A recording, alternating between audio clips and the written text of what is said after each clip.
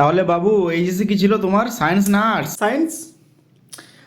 আমি সায়েন্স ছাড়া পড়তেই পারতাম না, আমার মাথাটাই সায়েন্টিফিক বাবা। ছোটোবেলা থেকে রবীন্দ্রনাথের কবিতা শুনে শুনে মাথাটা পুরো সায়েন্টিফিক করে তুলেছিল আমার।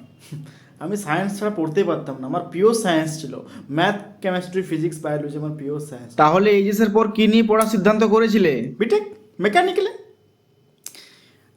আসলে সায়েন্টিফিক হওয়ার সাথে সাথে আমার মাথাটা ছিল একটা ইঞ্জিনিয়ারিং মাথা। ছোটোবেলা থেকে লোকের নাট বল্টু খুলে আমি একাকার করে দিতাম লোকের বাড়ি গিয়ে।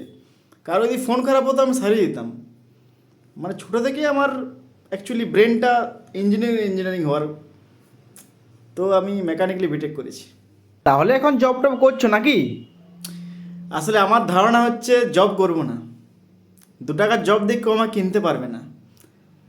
তার জন্য আমি এমবিএ করছি এখন। ছোটোবেলা থেকেই বিজনেসে একটা ধারণা ছিল।